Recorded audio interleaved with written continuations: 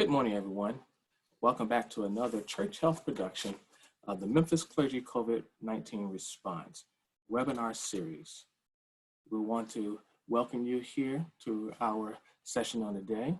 And today's topic, we'll be talking about advanced care planning with Dr. Susan Jacob. We'll give people a little bit of time to get into the room before we get started. But please feel free that if you have any questions, we'd like for you to go to the Q&A room at the bottom of your screen and submit your questions there. Please do not use the chat room for it. Those that attend this session will be receiving an email regarding resources in the next couple of days. So what you see here, you will be able to access it. But you will also be able to access it on our website at churchhealth.org/FCE. And you can review all previous webinars that we've had before, and even this one. You can continue the discussion on the Facebook page of the Memphis Clergy COVID-19 Response page there.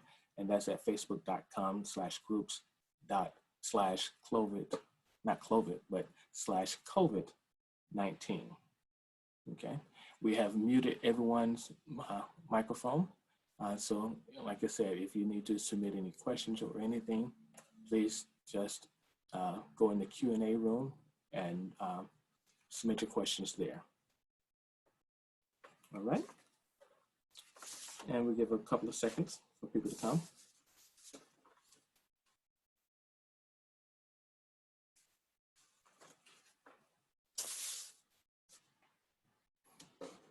All right. Welcome to our webinar series today on advanced care planning, empowering the church members to faithfully prepare for end of life with Dr. Susan Jacobs. Dr. Jacobs is the Executive Associate Dean of Academic Affairs in the College of UT Health Science Center, and she serves as the Education Consultant for the Faith Community Nursing with the Westberg Institute of Faith Community Nursing, with Faith Community Nursing at Church Health. She was instrumental in the development of hospice in Memphis, and her clinical experience and research have focused on end-of-life issues, grief, and bereavement. She served on the Living Well, Dying Well Committee of Healthy Shelby to promote advanced care planning in hospitals, churches, schools, and businesses. So we want to welcome Dr. Susan Jacob. How are you doing today? Great. Thank you, Sterling. Thank you. Well, first, I would like to say how delighted I am to be speaking with a group of clergy about advanced care planning. I have a real passion to see more and more people complete their advanced care plans. And this probably stems from my years in working in hospice, where I encountered many individuals who found themselves facing an unexpected terminal illness and had never thought about or discussed with anyone their wishes for medical treatment at the end of life. Each of you are in such a unique position. You have come alongside your church family in times of illness and death, and you know firsthand what it's like when people are unprepared, both spiritually and otherwise. You are in a trusted position, and where people may not want to have conversations about their wishes with just anyone, not even their physician, you are a trusted friend and confidant. They trust you to have their best interests at heart. If you tell them it is important to have a robust prayer life, I think they will put forth the effort, and they believe you, and they will put forth the effort to make that happen. If you tell them it is important to love and care for those less fortunate, they believe you and step up to volunteer and put feet to their faith.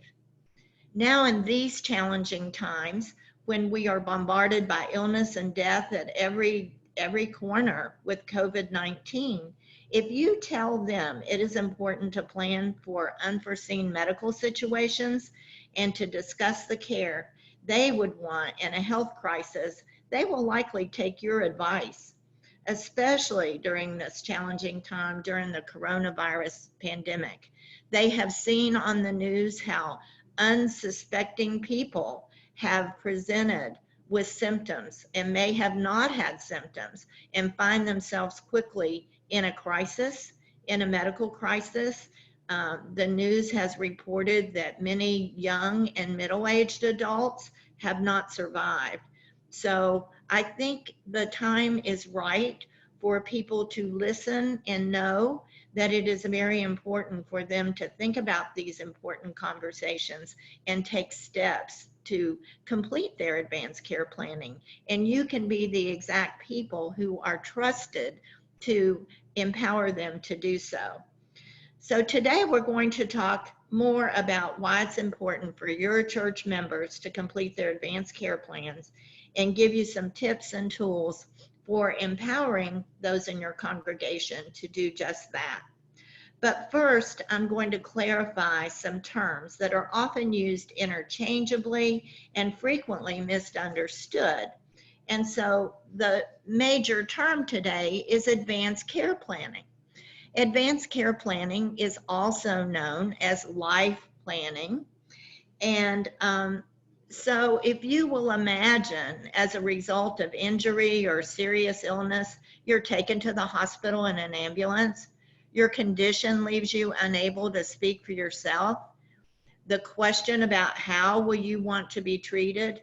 Do your loved ones know what you would choose for your health care? Life planning or advanced care planning gives you a way to better control those healthcare decisions. Life planning is an organized approach to thinking, reflecting, and understanding your current state of health and goals, values and choices for future treatment decisions, and it focuses on your decisions, individual decisions for how you want to live well. So that's advanced care planning, or it can be called life planning. Advanced directives, that's another term that is not clearly understood by everyone. Advanced directives are written or verbal instructions created by an individual to describe specific wishes about medical care in the event he or she becomes incapacitated or incompetent. Examples include the living will and the durable power of attorney, often called the durable power of attorney for health care, not to be confused with a regular power of attorney. And then the last term that's important for us to understand is healthcare agent, also referred to as durable power of attorney or medical power of attorney or health proxy. This is a healthcare decision maker chosen by an individual to make decisions for that individual when they are no longer able to make those decisions. So these are important terms to know as you discuss with your congregants the importance of advanced care planning and as you empower them to do just that if they wish to do so. Well, as you well know, much of the global conversation around COVID-19 pandemic has revolved around how to prevent the spread of the virus. But along with staying home, maintaining social distance, and washing hands, it's important to also be prepared for the possibility of serious illness that can result in incapacitation or death. And this preparation is an opportunity to bring up a difficult but critical conversation topic with your church members. They can bring it up with their family members, and that is the topic of advanced care planning and advanced directives. The U.S. recently surpassed all other countries in the number of COVID-19 cases identified, and death rates are still rising. Many are dying in hospitals on ventilators without family by their side because of the visitation restrictions.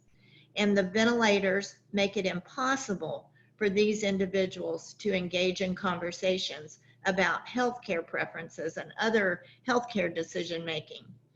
This virus underscores for all of us the importance of having advance directives. As we said, advance directives are legal documents that specify care preferences and a healthcare proxy or healthcare agent in case of a serious illness. It may seem uncomfortable for churches to bring up this serious subject of end-of-life care choices with family members. The topic can be intimidating and scary for many during an already uneasy time, but according to a survey by the Conversation Project, a national campaign to promote communication about death and dying, 92% of people say talking with their loved ones about end-of-life care is important, but only 32% have actually done so. And some studies actually report less than 32% have actually done so. When a conversation is approached with thoughtfulness, preparation, and love, participants likely will be grateful for the resulting clarity and reassurance that they understand a loved one's wishes and the way they want their care to be at the end of life. This is one of the most important conversations you'll ever have with your loved ones. It doesn't have to be scary. It can be a thoughtful exchange and an ongoing conversation as health conditions change. When we had a state initiative to get more and more people to complete their advance directives, there was a commercial that we put on TV. Many of you may have seen it. It was a wife talking about her husband, and she said, I know his favorite food, I know his favorite car, I know his favorite color, but I don't know what his wishes are about end-of-life decisions. And that is so important. While nearly 80% of Americans want to die at home in a familiar, comfortable setting, only about 20% actually do so. Choices as where to spend one's last days, whether to undergo aggressive treatment like intubation, or whether to be resuscitated following a medical emergency are all preferences that can be discussed in advance. When decisions are made ahead of time, they can dramatically impact a patient's quality of life and keep care consistent with patient preferences. Completing an advance directive and communicating care choices with family members in advance has been associated with patients receiving care consistent with their preferences. And when an individual decides and communicates what they want done well in advance of becoming sick or incapacitated, it can help family members avoid the added stress of weighing care decisions while worrying about their loved one when they might be facing a terminal illness or another medical emergency. Unfortunately, many times when you talk about the importance of completing advance directives and sharing that information with churches, they automatically say, you can share that information with the senior adults. However, how many times have you had a church member unexpectedly die during an elective surgery? How many times, and I hope not many, but I would bet that some of you have had a young mom who died during childbirth of complications. How many times have you had a teenager who was critically injured in a car accident and put on life support, leaving the parents to have to make heavy decisions, not knowing what that teenager would have wished for end-of-life decision making? All of these situations should convince us that all adults, anyone 18 years and older, should be encouraged to have a conversation about advanced care planning. As Sterling says, I teach in the College of Nursing at UT Health Science Center. I have the students in my classes complete the 5 wishes documents that we are going to talk a little bit more about in our webinar today. Those 5 wishes documents are a way that people can express in writing their wishes at the end of life. So I would like to share the results of an important research study that was carried out with 2 Black Baptist churches.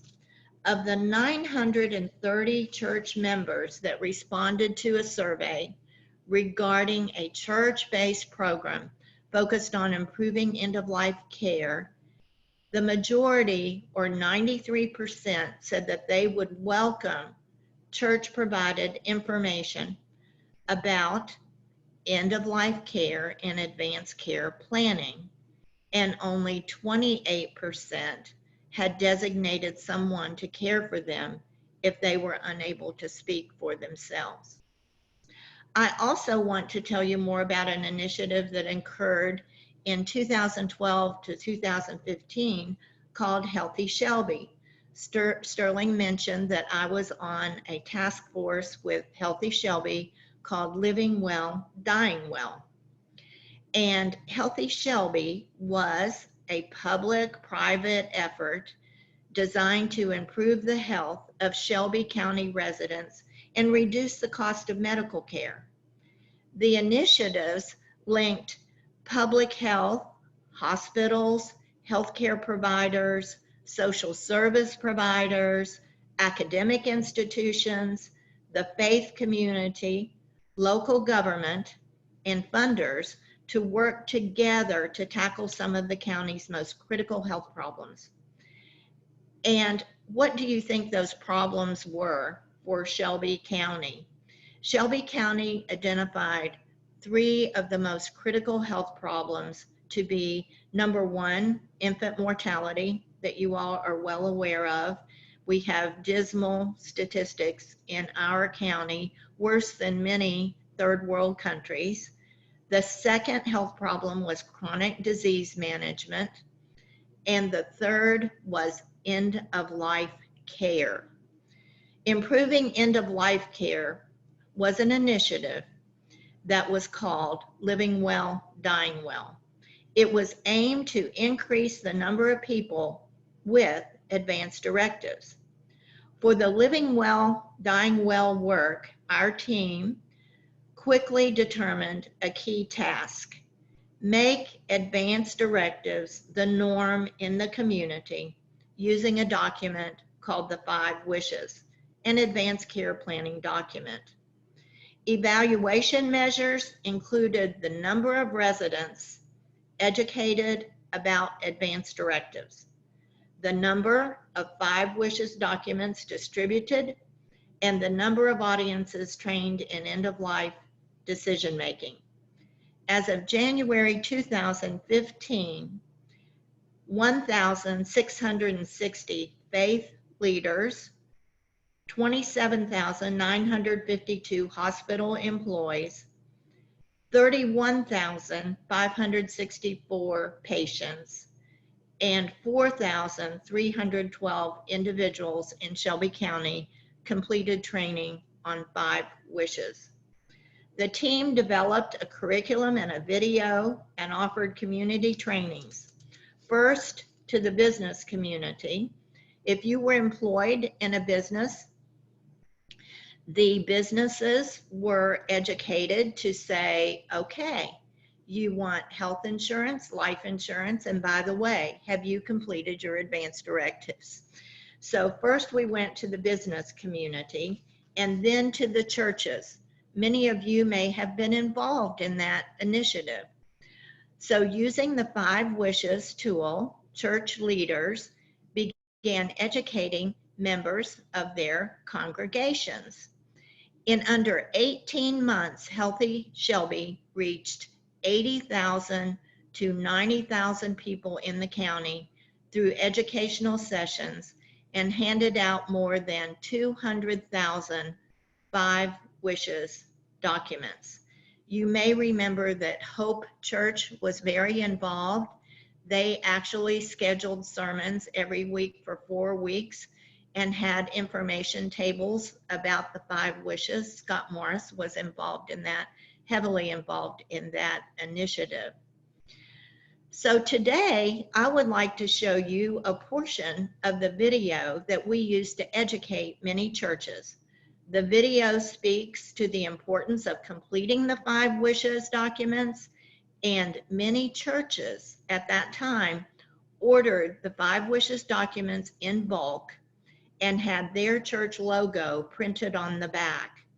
The 5 wishes can be ordered today from the Aging with Dignity website, and we will provide that link in the resources. My hope is that after attending this webinar, you will see the importance of educating your congregation on the importance of advanced care planning, and that you will recommend to your congregation that they use the 5 wishes document as a tool. So now I would like to share a portion of that video that was made for use in training churches as well as other community groups, and it is available on the Common Table website, and we will make that available to you. So Sterling, if we can see the video.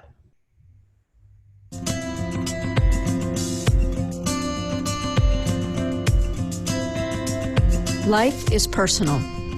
How each of us deals with serious illness is personal too.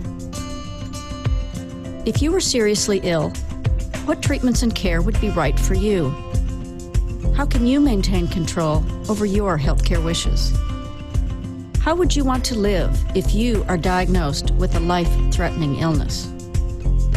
How would your family know and understand your wishes? Yes, I do wish that Kathy had a plan. It may have been a little more helpful in the quality had I known her wishes a little more. Serious illness is not a topic that we usually discuss unless it is necessary to do so. But making decisions about how to live with serious illness is much more difficult when we are stressed and urgent decisions have to be made. The best time to make these plans is today. By planning for your care during serious illness, you are better prepared to live as you choose. Just as we plan for a new job, city, or the birth of a baby, planning for serious illness keeps us focused on our loved ones. Life planning is a way to organize your decision-making around what is important to you. When I think we would have maybe had arguments or certainly unpleasant moments between family members, we could resort to the wishes that Dad had declared, and it sort of trumped any one of us playing a part of difference. You know, we want something different for him. And it gave my mom a lot of confidence because not only did she have the documents, but in creating the documents, they talked a lot. So she was resolute. She knew. Most of us will be faced with declining health over time, and we may not be in a position to dictate our care. An advanced care plan makes sure that your voice is still heard, even when you're no longer able to make your own healthcare decisions. It allows you to describe what is important to you and to determine what medical treatments you want or don't want when you are facing a serious illness. Without an advanced care plan, your family and loved ones will have to guess your wishes, and that can lead to confusion, stress, resentment, and guilt. Oftentimes, we see unnecessary turmoil within the family. We see stress that is brought on by no direction or no one knowing exactly what to do because significant conversations have not taken place on many occasions. In certain situations where there's been no conversation or planning at all, it can put family members and loved ones at odds with one another. And And the goal is not to be at odds with one another, but to be in prayer, love, and support of one another at these difficult times. The 5 Wishes document is a helpful tool designed to guide you and your family in important decisions. It consists of 5 questions, which describe what living well means to you. Who do I want to make decisions for me if I can't make them myself? What kind of medical treatment do I want or don't want? How comfortable do I want to be? How do I want people to treat me? What do I want my loved ones to know? 5 Wishes includes the appointment of a healthcare decision maker or agent. Your healthcare agent is a friend or family member whom you trust to make healthcare decisions for you when you are no longer able to do so. You can also find free advanced directive forms on the Tennessee government website and on the Catholic Diocese of Memphis website. Being a witness to a family that has these plans in place is a beautiful situation. I've had the wonderful opportunity on many occasions to sit with families and to even help to write the plans or to discuss the plans according to faith, to use the scriptures as a guide in helping this part of the plan. Completing your life plan will give you the peace of mind that your wishes will be respected during a time of crisis. Think of your advanced care plan as a gift of love you give to yourself, as well as to those you care about most. I would say do it. Do it because what you're doing is you're giving a gift not only to yourself, but you're also giving a gift to your family so that the whole family can focus on each other. The time to plan is now. Show your love. Complete your advanced care plan and share it with others.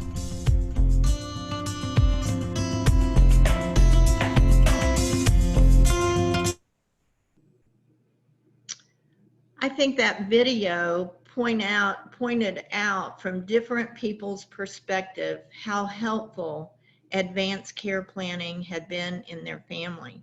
In addition, from Keith Norman's position as a pastor, his perspective. So now I'd like to share a little bit of information about the 5 Wishes document. The 5 Wishes document is available on the Aging with Dignity website. It is the most widely used advanced care planning document in the country. And Aging with Dignity reports that they have had a 10-fold increase in requests for the 5 Wishes documents from individuals since the coronavirus pandemic took hold. The 5 Wishes document allows people to outline what their medical treatment should be and what they would want if they're no longer able to convey their wishes in a health crisis. 5 Wishes has provided more than 37 million documents and resources over the past 20 years. It is available in 29 languages, and the tools are used by individuals and families, as well as healthcare providers, employers, places of worship, business, and other communities. Faith communities of all traditions use 5 Wishes because it assists healthcare providers in respecting the religious beliefs in case you become unable to express your wishes. It also emphasizes the important role of faith communities during times of serious illness, thus affirming the God-given human dignity of all. So many families now want to be prepared, especially during these times. And many are using this time as families are gathered together and staying home to talk about what matters most to them. rather than using being resigned to feeling helpless about the coronavirus and the danger a loved one may face, they are taking action to be prepared. And they are telling us that it is a very positive experience. They are having great talks with the people who are closest to them about the things that matter most. 5 wishes communicates what a person would want in case of a health crisis. It gives the person a voice and how they want to be cared for and what medical treatment they should receive if they become seriously ill and no longer able to speak for themselves. It is used to name a healthcare agent or the persons trusted to make healthcare decisions and to give detailed instructions on support treatment. This is one of the unique features of the 5 wishes document, as opposed to just having a living will and a durable power of attorney. The 5 wishes includes the person's personal statements about comfort care, about how they want to be remembered, about specifics about their funeral or memorial service. And so it is a very complete document that is a legal document, in addition to including a lot about their personal care choices. So we will now pull up a sample copy of the 5 wishes document so that you can see what it looks like. Many of you may already be familiar with it, but we will just look at the 5 wishes document now.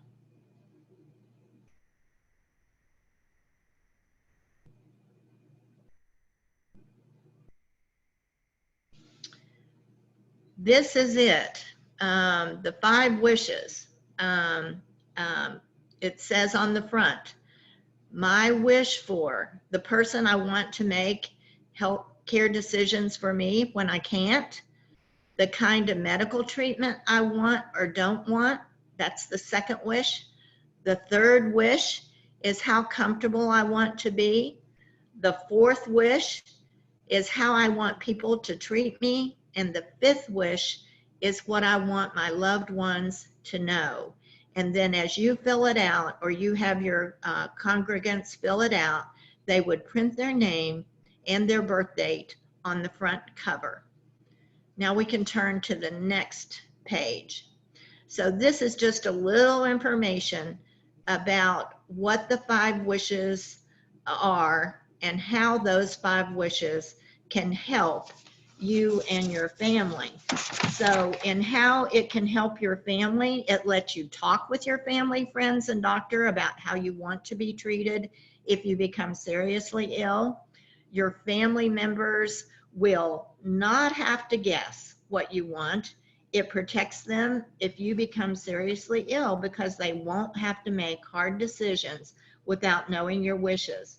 And you can know what your mom, your dad, spouse, or friend wants. You can be there for them when they need you most, and you will understand what they really want. So let's look at the next page. Who should use 5 wishes? This is a page in the document that says that 5 wishes is for anyone 18 years or older, married, single, parents, adult children, and friends. And as we said, more than 19 million people of all ages have already used it because it works well. Lawyers, doctors, hospitals and hospices, faith communities, employers, and retiree groups are handing out this document. During the Shelby County Healthy Shelby Living Well, Dying Well initiative, we actually had many copies that were free to those groups who requested them. We no longer have them, but you can go on the Aging with Dignity website and see how you can order them individually and in bulk, and they are very reasonable.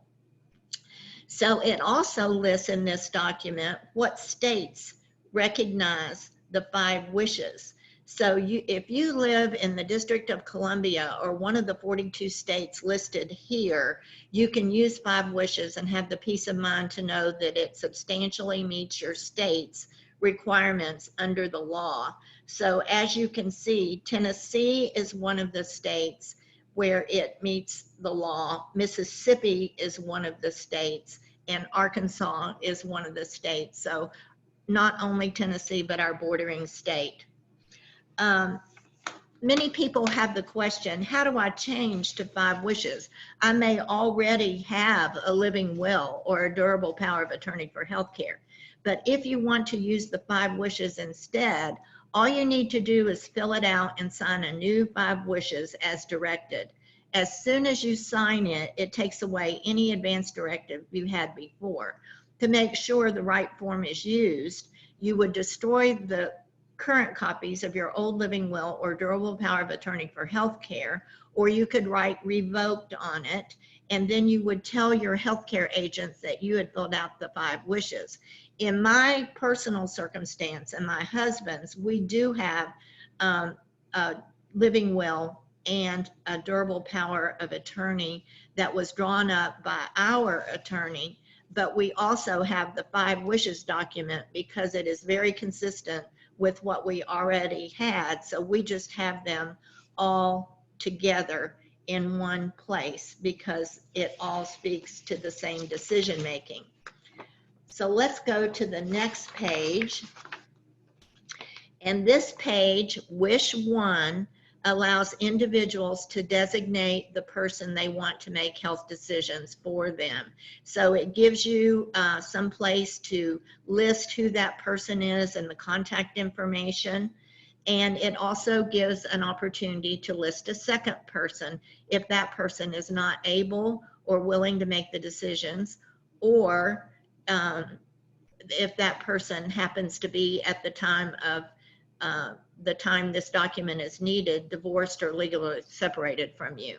So that's a page where you can select the person to choose as your healthcare agent, and your healthcare agent should be at least 18 years or older, and that person should not be your healthcare provider. That person you choose as your agent should not be one of your employees or spouse of an employee, and that person serving as an agent or proxy should not be doing that if they serve as proxy for more than 10 people, unless the person is your spouse or close relative. So the next page talks about how to actually let that person know what your wishes are, and you can actually select those wishes, write in the wishes, cross out anything listed that doesn't apply to you. And it has a comment at the bottom of this page: if I change my mind about having a healthcare agent, I will. And it's a reminder for you to destroy all copies of this part of the 5 wishes, or tell someone such as your doctor or family that you want to cancel or change that healthcare agent that you indicated, or you can put revoked. So the 5 wishes document can be changed as circumstances change, and it just needs 2 witnesses. It does not have to legally be notarized. It is a legal document if you have 2 witnesses sign it. So wish 2. Wish 2 is your wish for the kind of medical treatment you want or don't want. So these are questions that you would answer about what you want people to keep in mind as your caregiver and what life support treatment means to you. In other words, does it mean any medical procedure, device, or medication to keep me alive? Does life support treatment include medical devices put into me to help me breathe? Does it include food and water supplied by medical device tube feedings? Does it include CPR? Does it include major surgery, blood transfusions, dialysis, antibiotics, and anything else meant to keep you alive? And if you wish to limit the meaning of life support because of any religious or personal belief, you would write that limitation on this page. So that is wish 2. Wish 3, these are all the medical treatment choices that you would do for wish 2. And then wish 3 is your wish for how comfortable you want to be. And this is something that's not included in most standard advanced care planning documents or living wills that you would have. But this allows the individual to go through and choose from a variety of things, including you don't want to be in pain, so you want to receive pain medication.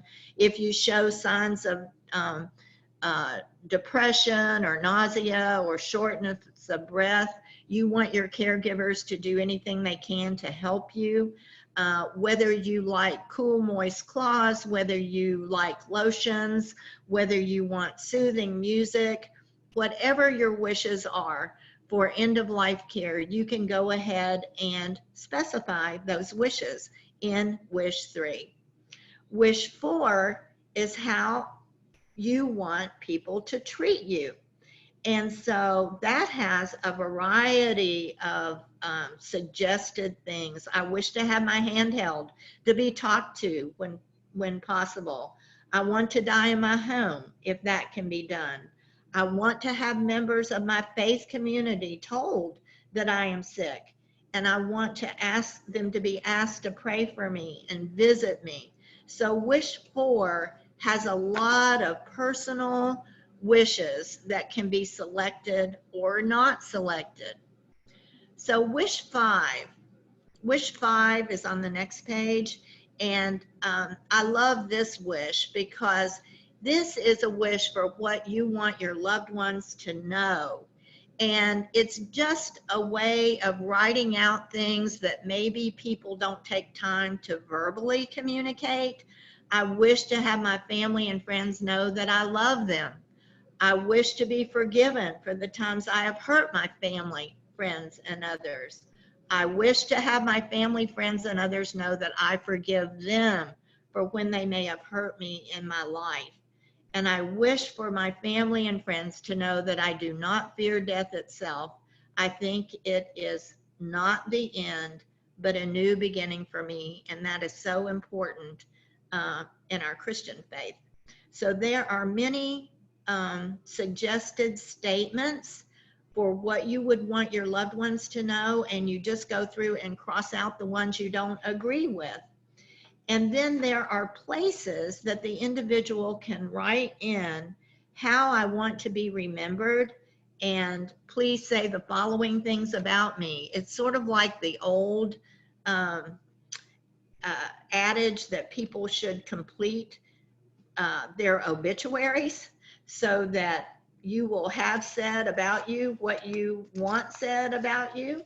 And so there are many personal statements that can be completed, including thoughts about a memorial service. It even has a place to list the music and the songs and the other specific scripture readings, etc., and many, many individual things that would be important for us to know about your loved one. And then on the next page, page 10, there is a place for signing the 5 wishes forms. And so this is actually a legal form. It has a place for 2 witnesses. So after one completes the 5 wishes, they would take this document to 2 witnesses who would sign that they are witnessing that you are the person you say you are. And there is a place at the bottom for notarization, but remember, a notary is not required in the state of Tennessee. It is only required of residents of Missouri, North Carolina, South Carolina, and West Virginia. So that's the last page of the witness. And then after that, it talks about what do you do after you complete the 5 wishes? Who do you make sure has a copy? Where do you store the copies? How important is it for you to talk about your wishes with your healthcare agent, your family members, and others who care about you? And you want to give everybody important to you a copy of your document. So that pretty much shows you what the 5 wishes looks like. And as we said, you can order those documents on the Aging with Dignity website. But finally, our prayers are with the families that are currently dealing with COVID-19 and other serious illnesses right now, particularly those who have lost a loved one. So all of us in some way have been impacted by the uncertainties related to this dangerous virus. For some, it means canceled travel plans or events. For others, it means lost work. For those in healthcare, it means bracing for the unknown clinical challenges. And for families with loved ones in senior care facilities, it means limited visits. So you can be a very important instrument in your congregation during this time. You can start the conversation with your congregants about how important it is to have an advanced care planning document. And we have provided all the resources for you that show you how to order those documents. And in addition, we have provided a resource that is called a guide to presenting webinars or meetings about advanced care planning. It gives you several selected ways to present. You are welcome to use that presenter's guide. You are welcome to use the video that we shared with you because that is public. And now you know how to access the 5 wishes. So I hope we have equipped you today to go back to your churches and start the conversations about advanced care planning. All right, Susan, we're going to open it up for questions Okay. that you may have. And one question is, should churches keep copies of these advanced care plans on file as they might plans for funerals and other rites? I believe that the individual who is completing the 5 wishes document should maybe copy the page of they're free to give it to anybody they want to. If they want to share it with their pastor of the church, that is completely up to them. But they might want to particularly give those pages that are more personal and about funeral planning to someone at their church. Okay. And is it legally binding? Yes, it is legally binding with 2 witness signatures in the states that I mentioned, all of the states except the ones I mentioned, which are, let's see where they are. They're in the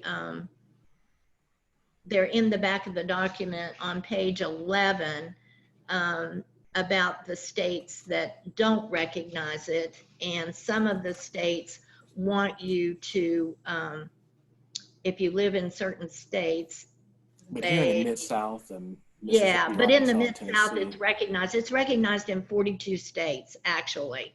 But on the last page, it says if you are residents of institutions in California, Connecticut, Delaware, you must follow special witnessing rules, or residents of Wisconsin must attach the Wisconsin notice statement to 5 wishes. But in the Mid-South and in 42 states, it's a legally binding document with 2 witnesses. So I got one more question right here. So let's say a person completes the document and they make their spouse their healthcare agent to make decisions for them, but afterwards they get divorced, but they never update it. So when the time of need, is that spouse still, well, their ex automatically still their agent?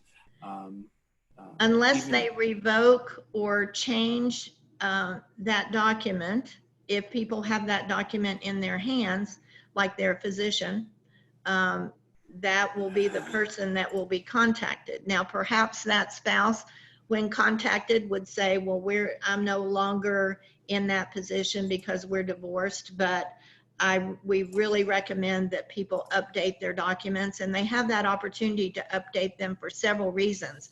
Perhaps it's not just the healthcare agent that they want to change. Maybe it's another decision about medical treatment that they want to change their mind about, either with more information or with a new diagnosis. They may want to change any part of the 5 wishes, and that is completely easy to do. You just redo it or mark out revoked on the parts you don't agree with. all right.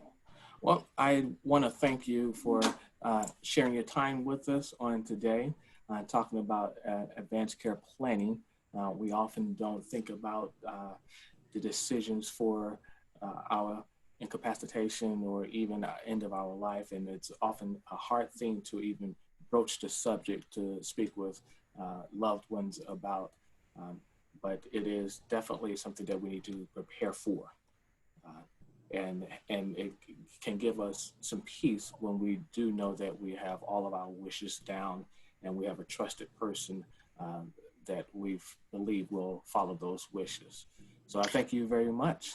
I'd like to make another comment that one of the resources we have provided for participants is an actual handout, a fact sheet on each of the points we've discussed today in the 5 wishes. It has a whole fact sheet on how to select a healthcare agent. It has a whole fact sheet on all of the terms that we use today about life planning, the healthcare agent, how to talk with your doctor, how to talk with your family, who should have the documents. So it's several pages of good information that you can use and share with your congregation. Oh, thank you very much, Susan. And we thank you for joining us. We thank our participants for joining us. Again, as a reminder, you can view this webinar and the resources that were discussed on our website at churchhealth.org/LCE. We're also live streaming it on Facebook, and so you can see it there also. Again, this is another production of Church Health, Memphis Clergy COVID Response webinar series. Thank you very much, and you all have a good day. Thank you.